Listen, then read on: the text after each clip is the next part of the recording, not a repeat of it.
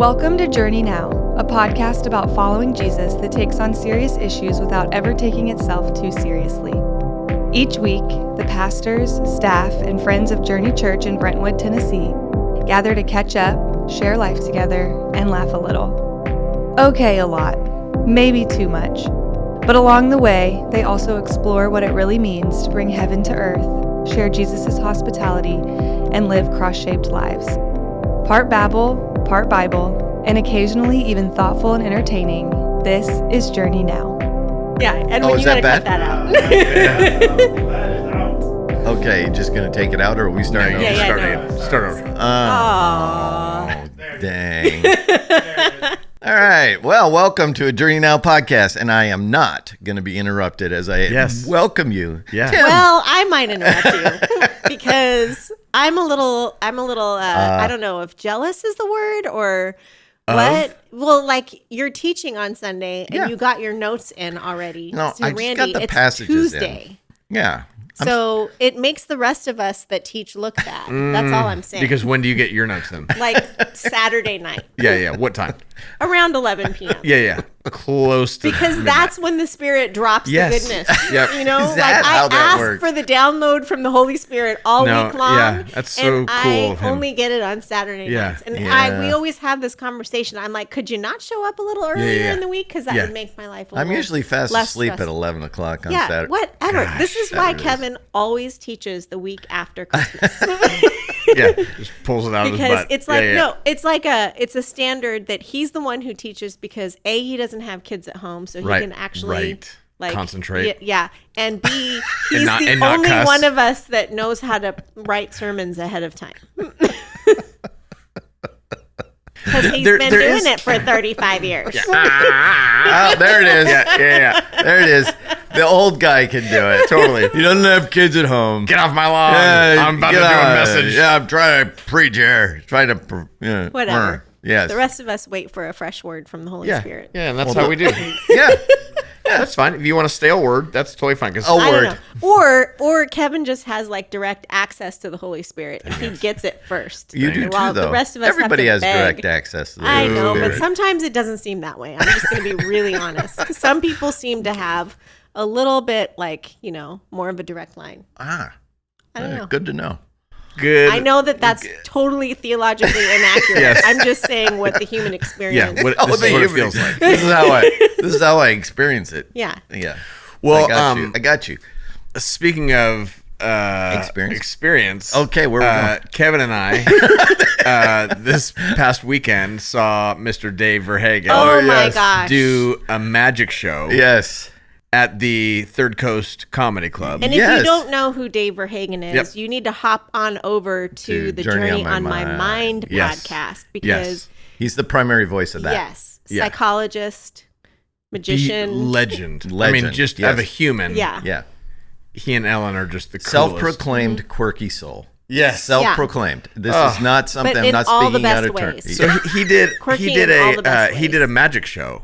Put on a magic show. It's more of wasn't illusions. I mean, it was kind of like a mentalist. Oh yeah. I what always he like called that it? show. That's not what he called it, but that's what my what you're friends. calling Yeah, it? that's what my friends I like that call show. themselves. Like The Mentalist. You it's have more friend- mentalism. You have Yes. you have friends that do Wow. this? That's I mean, hurtful. like, how many friends? Yeah. No, I'm just I have saying, a like, lot of friends. You have like a Look crowd at my of Instagram. friends. Okay, but when you say like my MySpace. other friends would say mentalist. Yeah. So, like, I have two other friends that are mentalists. Okay. That do mentalism illusions, Michael. That's what they do. Illusions. Ooh. Yeah. And so he did kind of some Yeah. illusions, magic. And Tim but he jacked one told a up. story, and I jacked it up. So, no joke. Actually, Edwin was there. Edwin was there too. Edwin was there. Mentalism. Edwin was there mentalism was videoing bigger the, than his Dave was doing the screw up. the coolest things ever. I mean, it was so great. It was fun. The stories were great. But He lied to speaking us. of He's mentalist- self-proclaimed liar. Told us he was going to lie to us the whole night. Dave, I'm just so sorry. And I've thought about it many times since. So he asked three of us to come up. And it was like the intro. It's like, Yeah, the first thing. just come out and Like- cape, the whole thing. is that really the No, theme he didn't song? really No, do that. But Monday no, Night that's- Football. That's It was more- Arrested Development. That's the whole thing. Okay. Oh, so true. I was the guy. There were three of us up there. Our arms are out, and Dave's behind me, and he kind of like taps me on the shoulder and walks around where eyes are closed and he asks me, it doesn't even matter. He asks me, I jacked up the whole trick. Like, yeah. It was supposed to be he was suggesting to you through the initial tap that you would then feel it again when he tapped somebody else, but you didn't. I did not, but it's just because I overthink everything on the planet. So I'm like, oh, was that him, or did my heart just murmur, or did I, whatever. I'm sure I felt it, but I didn't feel it, and I had to, like, I didn't want to lie, because then I'm like, oh, am I going to be a liar if I say I felt it? And well, he said he was going to lie to us all night, so why didn't you? Anyways, Dave, I'm so sorry. I jacked up his first one straight up. 5-minute intro. The whole thing is like, and then Von Trapp Family Singers. Yeah. Nothing. There it is. There it is. And so I apologize, but the rest of the night he just nailed all of them, and it was beautiful. But he told great stories. But as we were going home, I will say this: who were you riding with?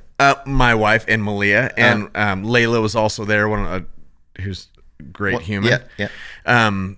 But the idea was how cool that. He kind of failed at that moment. It was a failed attempt at something. Yeah, but in the way that he went through it, there was something to learn about. Yeah, you just kept like plow on, and don't let it get to you. Like Malia actually brought that up. Yeah, which was cool. And then it's a guy who I don't know how old Dave is. It doesn't even matter. Okay, I can tell you, but he he's a psychologist. I mean, that's like what he has a whole. Full brilliant. He's brilliant. He is. But he's like, I love freaking magic. Yeah. And I just want to do magic. And so he's doing something he loves to do and just decided to have a bunch of friends be in there with him. That was inspiring. So cool. Yeah.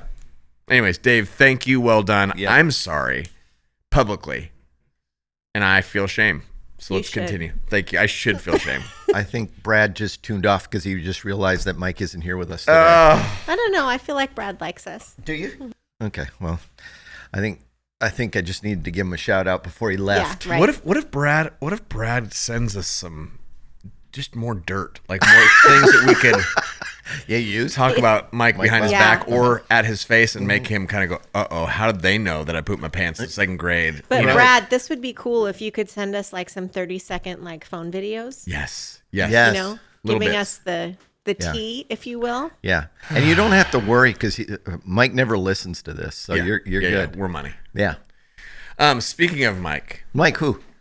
Twinkle, tiny star. Okay, everybody. Edwin, the producer. Edwin just gave us a box. Oh my! To hell with the devil! Look at this, everybody. So Edwin. You guys, if you've been watching or listening, Edwin. We badmouth these chips. We badmouth these. How do you call them? Siete. Oh, I thought it was like Satan chips. Siete, but these are churro strips. Ooh, those would probably be really good. I feel like we should try those. I think you just made Tim very excited. Oh shoot! Okay, so we got those. Everybody, we got sea salt, which I think are kind of like the ones we had before. Yeah, those are the same. Cardboard nacho. Nacho chips. Dairy-free nacho chips. And these are all Siete. Gosh, and we are sponsored, everybody, by Siete. Lime. Those are good. I've had those. You've had these lime ones? Yeah, those are good. Are they not taste like hell? No. And then everybody, we got mugs. Oh, here we go. Are these for us? For us? I felt like... No, they're against us. Thank you, Edwin. Did you buy each of these? Mug. $12 a pop, Edwin? Made in Sacramento. That's amazing. Oh no, that says China. That says China. Edwin, thank you so much for these presents. Yes. This is the gift that keeps on giving right here. Yes. Yeah, we finally got our mugs. They're really cute. They're really cute. This doesn't feel safe to me. Oh. Okay, Mom. Just saying. What'd you say? He had the mug on here. Oh, that's inappropriate. Didn't feel you thought inappropriate. Thanks, brother. Yeah. She thought not safe. I mean, all it's going to take is one slam on the table of your hand. Which Kevin does a lot of slamming. Yeah, slamming. I feel like you should open the churro ones. Should we open them or should we wait for Mike to eat these? That's why I was kind of bummed he wasn't here. Let's wait for Mike to eat these. So he doesn't listen again. So we're fine. We'll do this again and make him do this. We can have the mugs. He doesn't get a mug. We'll do this again. Yeah, touche. Okay. But I'm going to stay on this. Yes. This will be 2 weeks in a row of Satan chips. Well, speaking of Satan chips, Satan. Mike. And Mike. Yeah, and Mike. Same diff. Same diff. Tastes like cardboard. Ooh. Yep. We are talking about. Yeah, so we had some questions we transitioned. Yeah, what was Mike's topic on Sunday? Do you remember? Who? Mike who? How was your class? Class was the last 2 Sundays when he's delivered messages that are pretty non-controversial unless you want to disagree, like in ways that are kind of obscure. It doesn't prompt a whole lot of mystery.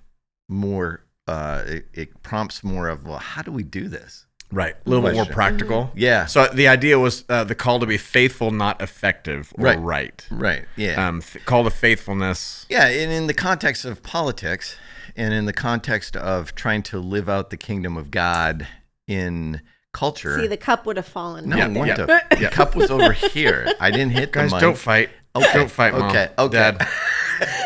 Not here, not now. Friends are watching. So sorry. Don't worry, we're not getting a divorce. It's okay. Oh gosh, I literally remember saying that to my parents, and then they got a divorce. How's that? Oh no. Yep. Wow, you just brought that back. I'm gonna let's start this again. Sorry, Tim. That's great. I'm gonna eat my Satan chips and do great. Yeah. Okay, continue. Also, if you're listening for the first time, Kevin and I are not. Just to be clear. Just FYI. This is my clarifies pain point. that all the time. This is my pain point. As a woman in leadership in the church, everyone always thinks you're married to the pastor, Yeah, and I'm makes not sense. married to any of these yahoos.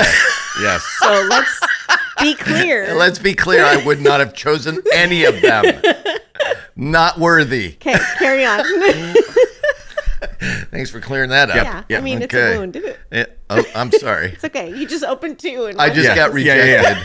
And I didn't even know I was up Yeah. for rejection. Do you have anything else to say? About Not my really. parents? I just feel like I've just never mind. Yeah. All right.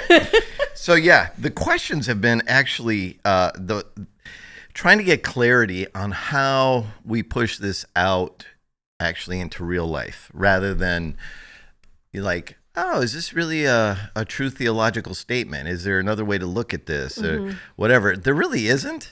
It's more, how does it play? Yeah.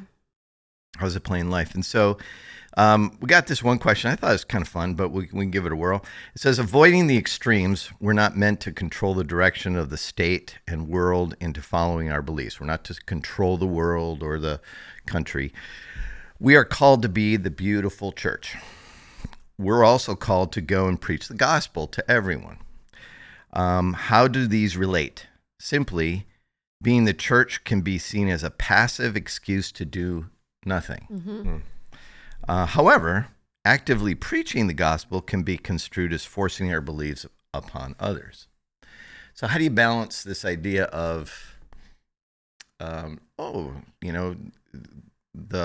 good news comes on, from people who are called to preach. So how do we do that and not say force our beliefs on people? And then if that's not the route, how does our passivity speak as well? That's what they're asking. Yeah. And how do you balance this? I think we have to clarify a few things. Go for it. 1, are we all called to preach the gospel to everyone we know? Okay. 2, what is preaching the gospel? There you go. Because are just That's the a good preachers question. preaching? Yeah. Like, what's that? What does that mean? Mm-hmm. And is it really passive? I mean, what define passivity in this scenario? Like, Right. is not saying anything but being a non-anxious presence, a presence of love and comfort Right. and hope and peace. Is that passive? I don't think so. Yeah. So I think that's. I tried to I tried to answer this on the text line in the way that it just said, hey, let's talk about what it means to be what does passively loving someone look like? Yeah, that's a great question. Because if we are called to love people, and love is not a feeling or, hugging them with your eyes, as Mike likes to say. I'm feeling, oh yeah, somebody hugged me. Yeah. Hugged. Yeah, keep your eyes to yourself, because after this we're done. No, the idea behind that is that it's active. It does something. It's not passive. If you view love as passive, you don't know what love is. There is a misunderstanding of what it means to be the church, and being the church is anything but passive. Yeah. It's relationships that show to the world what relationships are supposed to look like.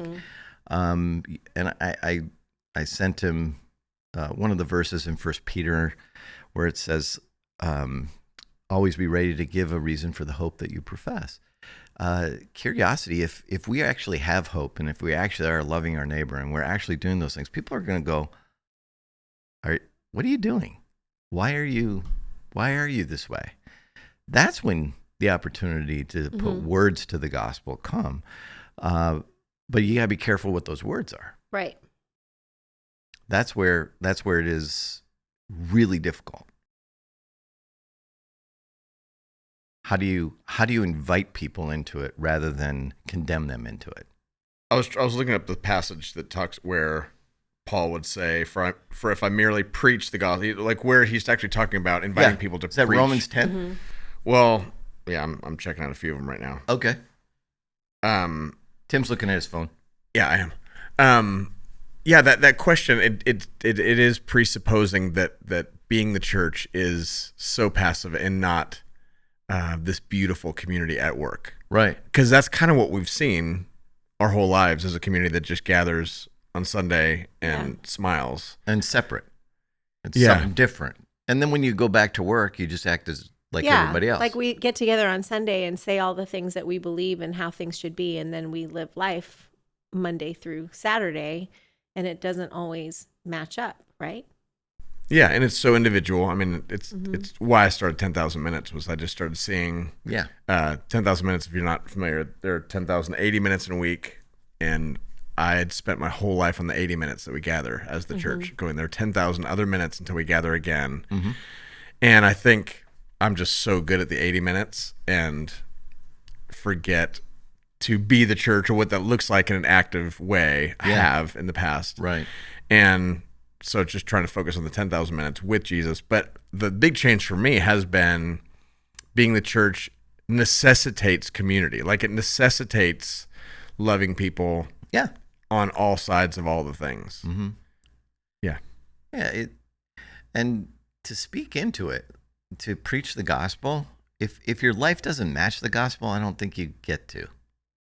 Yeah, so the issue would be, what is the gospel? Yeah. I mean, if we got 20 people in this room and all tried to write on the wall, like what show me what the gospel is. Yeah, if you were to we'd have 20 different versions of what the gospel is. So that's a big clarifier. Yeah, but if the three of us were to distill it down to, okay, I think this is what the gospel is, what would you say? I mean, I'd probably go closer to the centered set idea that Jesus alone is the gospel. Like just the way of Jesus is the good news. The kingdom available to all of us and us living as though it's true. That would be the good news. I mean, and we all know Jesus dying on a cross for our sins. Like he never said that was the good news. Right. But he said it was the availability of this kingdom. Of the kingdom. Ushered in by. Yes. Yeah. Ushered in by. His coming. Yes. Yeah.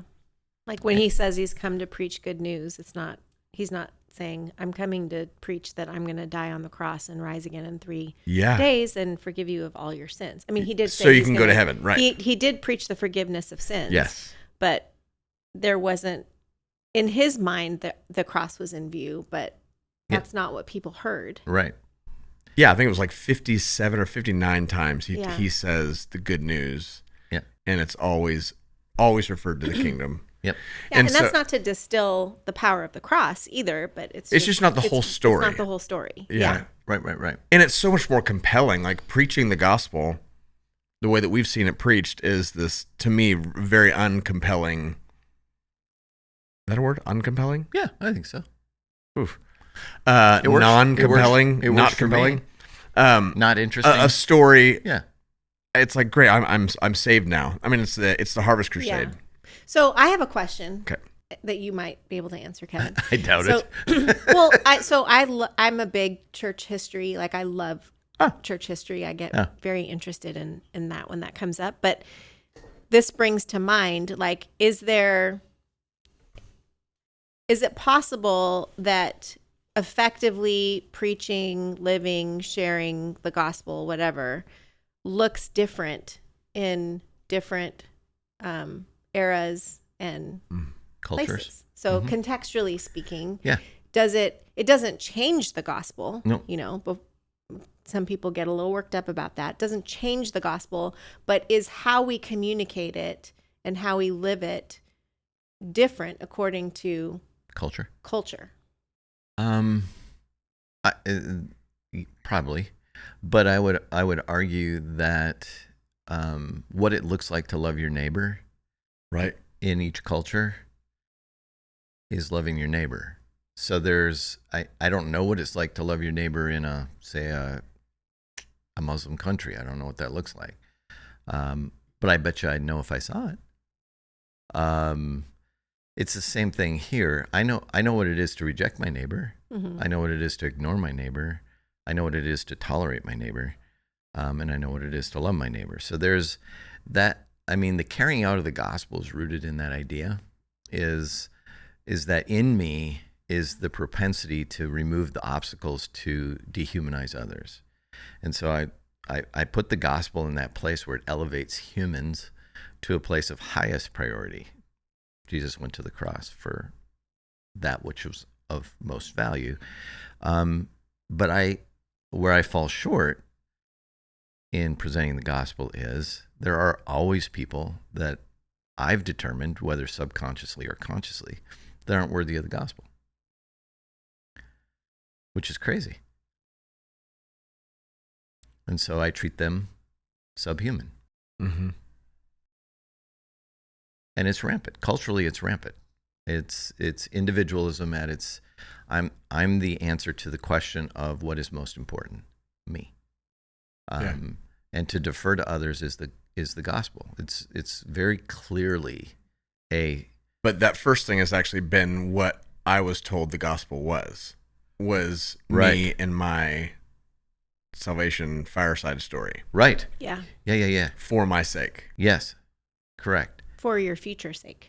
Yeah. Right. Mm-hmm. For your eternity. Yeah, and there's but even then when I got past that, it was for me today, but for me to have all the fruit of the Spirit today. Yeah. Which is all wonderful. It's just, again, still not the whole story. Right. There's so much more. Yeah. That's what I'm loving about this. The First Corinthians passage where he talks about, you can have all these things. You can have all the fruit of the Spirit. You can have all of those things and still not love people. Doesn't matter. Yeah. Yeah. And so what's sitting on me for the last 2 years is, how am I doing at loving my neighbor and loving the people around me? Because it's the evidence of my faith. It's actually the evidence of my orientation toward Jesus. Actually how I treat these people matters. It doesn't just kind of matter. It is evangelism, how I treat them. Mm-hmm. Yeah. That's a great question. Yeah. And a practical question is, how am I doing at this? I mean, what did you just say? You said, how am I doing at loving my neighbor? Yeah. Yeah. And who seems unlovable? Yeah. Yeah. Or who do I have contempt for? Who do I think I'm better than? Yeah. All those things Yeah, play. those are all the questions we've been asking right. the last few weeks. Yeah. We've just been asking them in a political context, but it's true across all of life. Mm-hmm. It doesn't have to be in a political context. Yeah. It just happens to be what we're talking about right now. Mm-hmm. Yeah. So one of the other questions was, so what do we do with the Great Commission? We go to all the nations and we are called to make disciples. How does a passive church go and make disciples of all the nations? How does a passive church? Are you giving passive as a positive? I don't know. I don't think it was meant positively. I don't think so either. Yeah. But it's if the Great Commission is found in Matthew 28, go. The call, make disciples. Yeah, go and make disciples of all the nations. And oftentimes that's heard through the lens of, this is why I'm on the mission field. This is why I do go stand on a corner and preach, because I'm making disciples. The reality is that isn't even what Jesus was talking about. He wasn't talking about converts. He wasn't talking about getting people to pray a prayer. He was talking about doing life with people and helping them be shaped and formed by you and by the person of Jesus Christ. You're shaping people. If you're in relationship with people, you're shaping them. Yeah. Well, and isn't there didn't Mike bring that up a few months ago about how that some scholars believe that was only meant for the apostles too? Yeah, there's a big argument about that. Yeah. Can you say more about that? Well, the context of that moment was Jesus was about to leave. He was about to ascend into heaven, and he says, okay, this is what I need you to do after I leave. And the assumption is it was just for the group of people that were listening to him talk. And the church... And was it the 12? It was more than that. Okay. But generally it was the ones closest to Jesus. If you just... And it wasn't, Judas wasn't there. But there was a group of people that were close to Jesus. And there were some women in that conversation. So there's... And this is where scholars kind of get tripped up, is because they're like, well, wait a minute. If it was just for the 11, then what? Well, there was other people there. Well, were they to ignore this? Were they to baptizing them and teaching them to obey everything that I've commanded? And everybody, the struggle is that we don't have a good context for us to put disciple making into a little box and go, this is how it works. I know how it worked then, but I don't know how it works today. Yeah, I kind of got an idea of how it works today, but for different people, different stages of life. Yeah. You are discipling your children, Suzie. You are discipling your children, Tim. I'm still discipling mine. It's now in different ways. Some of yours still live with you. Yours all still live with you. Yours still live with you over there, reading his phone, Edwin. Mine don't. So it takes on a different role. So discipling becomes this understanding of how you invest in other people through relationship. Well, it's also interesting when you say it like that then, because, you can't really, if you say that passage applies to everyone, then you put that next to the question about passivity. What does that look like in each? Because if you're, like, for example, if you're in a context where women don't preach, what does that look like for that? What does it look like for the new believer versus the person who's been a Christian their whole life? What does it look like for, the believer that's just been released from prison versus the believer that has a noble position in society? Like, what does that look like? Because you can't say one has to be passive and one has to be, stronger, more bold. Yeah, people get tripped up on the word disciple is what they get tripped on. Yeah. They don't get tripped up on, I need to be a learner. I need to know more. I need to, learn how to follow Jesus. No one gets tripped up on that. They get tripped up on the word disciple because they misunderstand the word disciple. They think it's a title. They think it's something that you aspire to. They think it is something that is different than a learner. And it's not. It's something that it would be seen as something that you can attain. Yeah. Yes. A position or something. I'm a disciple. Right. Yeah. And there's something about I've met people say, yeah, I'm a disciple of Jesus. And I'm like, oh, okay, taking the title. I don't, great. I don't know what to do with that, or, I'm a deacon or I'm a pastor. None of those were meant to be titles. Yeah. They were meant to. It's an action. Right. It was meant to be a role. They were stations. Yes. And we adopt them as titles so that we inherently can say, I'm better than you, or I'm doing something different than you, or whatever. Yeah. And I think the struggle with that word disciple is legit, and it happens. And so it's all that was meant by that phrase, in my opinion, how I read that passage, I studied it to death, because I think it's one of the most misunderstood passages of Scripture is, as I go about my life, I'm investing in the people around me. Yeah. That's what that means. That's all it means. And that's how I've tried to live my life. And you're bringing other people along with you into the kingdom. Right. Trying to live my life in such a way that because I know I am discipling the people around me. I know that. For better or for worse, I am. So are you, Tim, and so are you, Suzie. So is Edwin. And it's more of asking the question, how am I shaping the people around me, than it is to say, am I being shaped by the people around me? You are. You are. There's no doubt.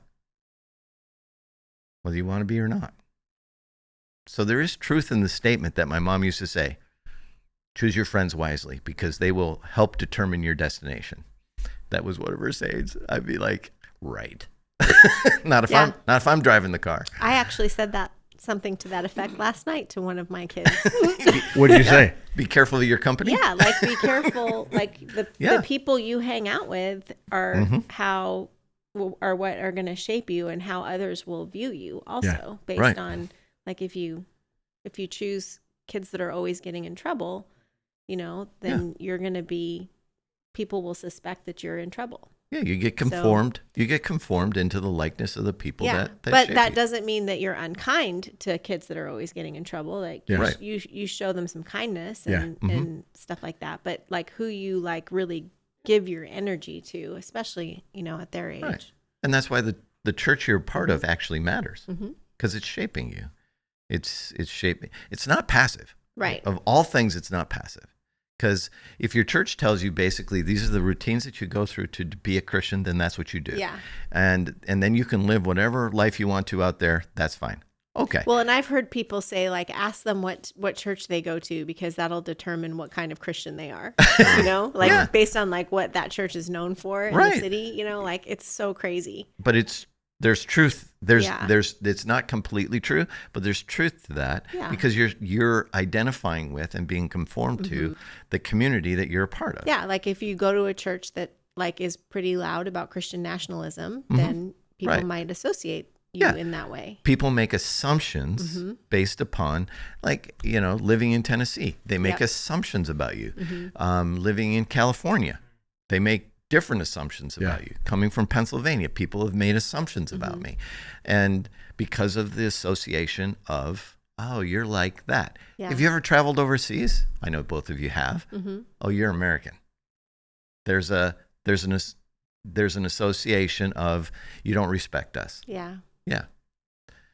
Whatever. Yeah. But it's all true in that sense, but it might not be true of you specifically, but you're guilty by association. Right. I mean, even a church that has Christian nationalists as their like foundation. Yeah. I mean, there might be a bunch of people there that are like, not.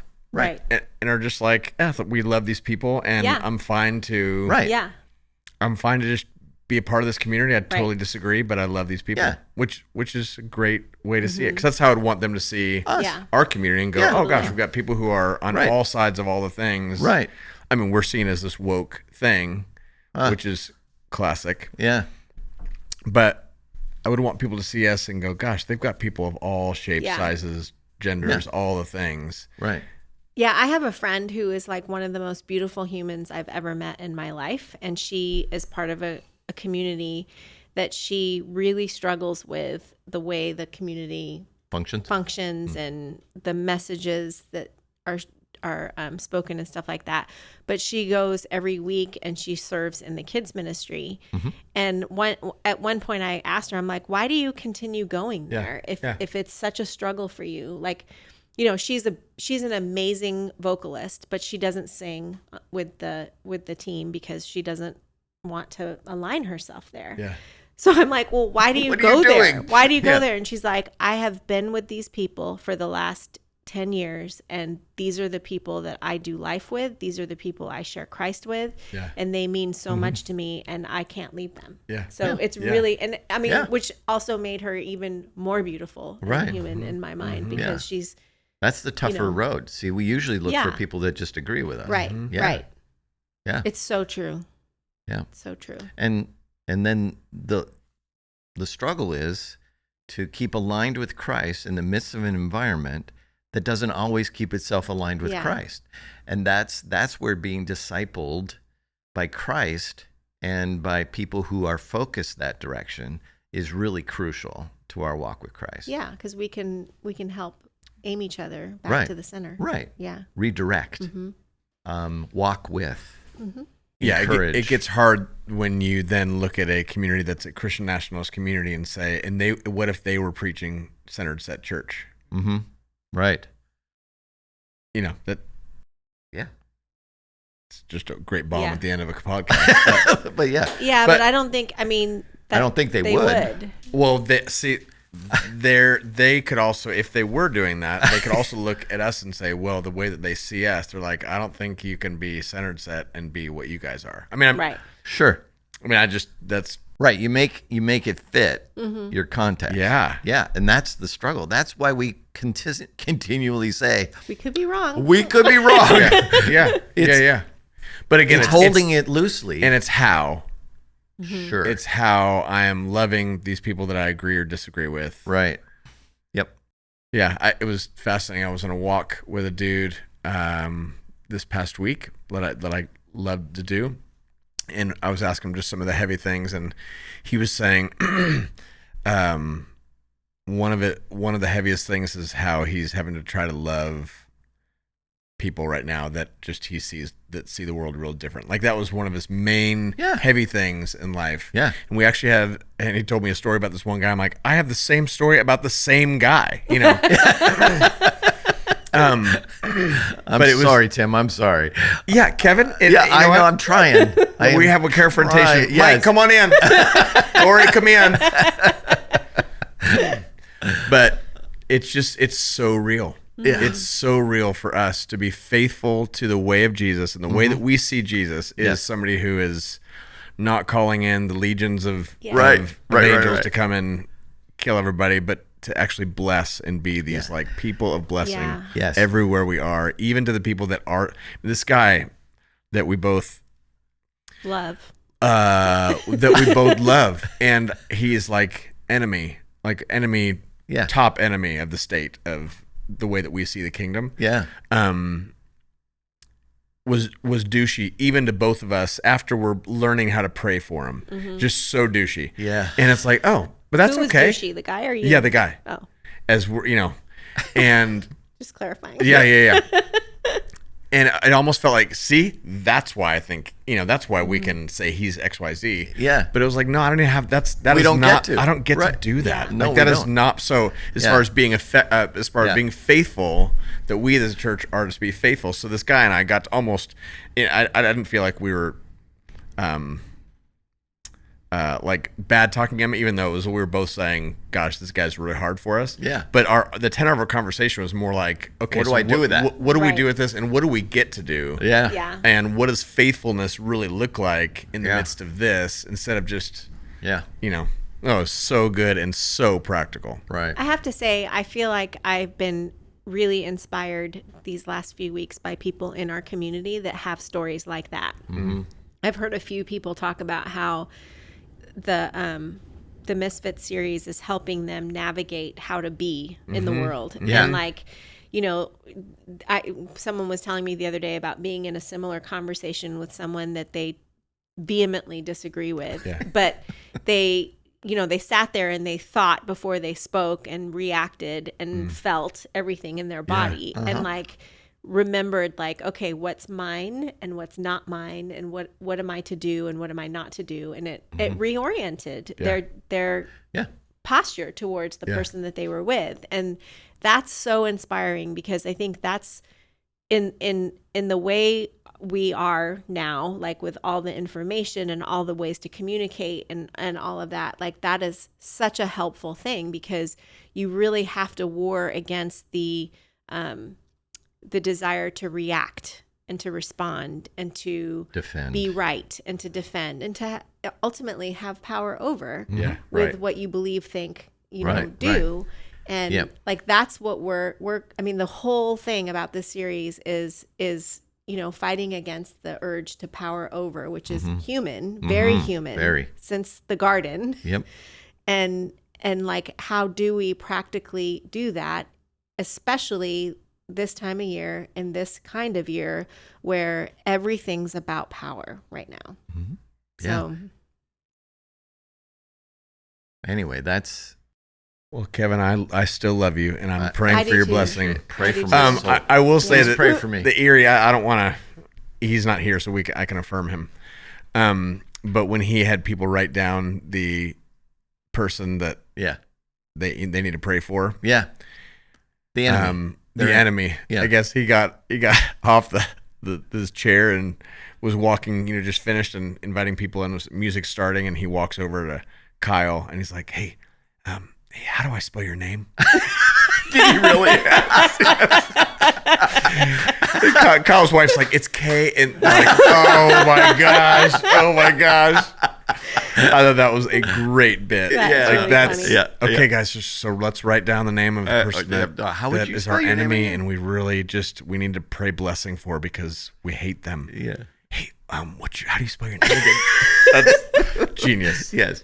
What was beautiful about that though, when we read all those suckers, was the diversity of names. Oh my gosh. It was across the board. Guys. We have people that hate everybody. So we've got it all covered. Yeah. We literally had someone write down, I hate everybody. I know. I thought that was your handwriting. It looked like, Kevin, hey. When you're a 5, it's tough. Yeah.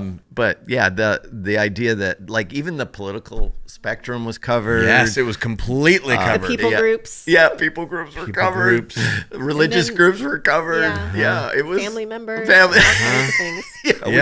Yep. We're doing it. Turns out so we're all keep praying. Right. Keep praying for those. So good. Those enemies. It was actually so encouraging. It was actually. And pray blessing upon those. It does change your heart a little bit. I've been practicing that better. Well, I think even sharing those things and praying with one another for our enemies or the people that we disdain, have to, it's such another level of bearing one another's burdens because it's really hard to pray for my enemies. Mm-hmm. Yep. And so to know that there's other people praying for them on my behalf is really helpful because, the person next to me may not dislike said person or people group as much as I do. Right. Yeah. And that's part of our bad assumptions we make about one another. All right. Well, this has been fun. I hope you hung in there, Brad. Yep. We'll find out if you send us any memes. And we'll eat. Let's eat these. Let's eat these chips next week. Okay. Okay. All right. Bye. Thanks. Thanks for listening to this episode of Journey Now. If for some bizarre reason you liked it, help us spread the word by leaving a review and sharing it on your socials. Journey Now is a production of Journey Church in Brentwood, Tennessee. Edwin Rivera III produces the show and fixes all the guest slurping, gum chewing, coughing, and other annoying sounds. Randy Hansen provides technical assistance even though he denies it. Grant Opperman edits Journey Now and intervenes when necessary to tell the crew that you can't say that. Special shout out to dear listener Brad Erre and dear YouTube watcher Seth Erre. If there's anyone else who makes it through each week, we're so sorry, and thanks to you too.